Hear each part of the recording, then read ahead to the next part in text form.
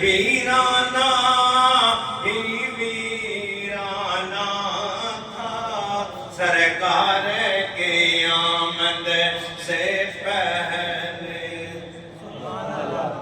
اگلا شعر سننا سبحان اللہ کہیں اور اونچی سبحان اللہ کہیں. ہم تو لوگوں محفل سجا کے بیٹھے ہیں لیکن جو اگلا شعر سنیں گے نا آپ کا ایمان تازہ ہو جائے گا.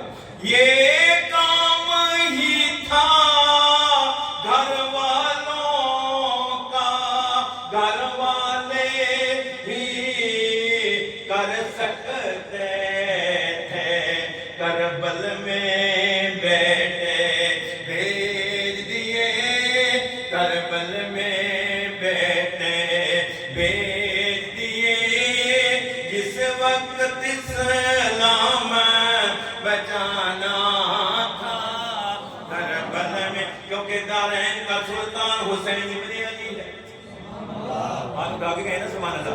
دارین کا سلطان حسین ابن علی ہے. ایک بولتا قرآن حسین ابن علی ہے. مانا کہ مسلمان کی پہچان ہے کلمہ دو کلمے کی بھی پہچان حسین ابن علی ہے. حسین تیری عظیم ہستی حسین تیری مثال کوئی نہیں حسین تیرے خیال ورگا کسے نو آیا خیال کوئی نہیں. حسین تویں وفا دا مرکز حسین تویں صبر دا سیرا رسول نبیاں دا فخر کردا حسین میرا سب کہیں حسین میرا حسین میرا حسین میرا حسین میرا. مفتیاں نے دین سے کہتی ہے یہ کربلا ارے ذکر اس کا بدت جو جینا سکھا گیا تم سے تو ایک بابری مسجد نہ بچ سکی میرا حسین ساری شریعت بچا گیا. کربل میں بیٹے بھیج دیے جس وقت اسلام بچانا تھا سرکار کی آمد سے پہلے. سبحان اللہ کہیں. اگلا شعر میں بھائی شبیر صاحب اس پر آپ لوگوں نے غور کرنی ہے. مجھے ایک دن ٹائم دے دیا کریں باقی جانا مجھے دل بلائی نہ کریں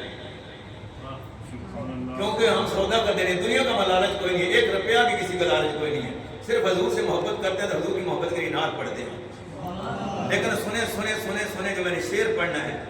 محشر میں ساری خلقت کو یکجا کر دے نہ ناظر در اصل زمانے والوں کو در اصل زمانے والوں کو اپنا محبوب دکھانا تھا.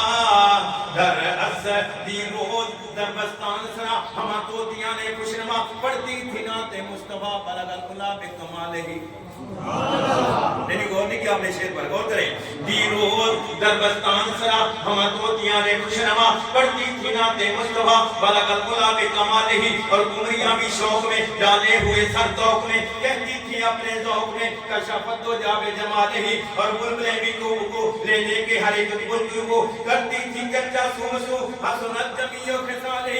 تو چڑیوں کے سن کے کہے انسان بھلا کو چپ رہے لازم ہے اس کو یوں کہے صلو علیہ وآلہ در اصل زمانے والوں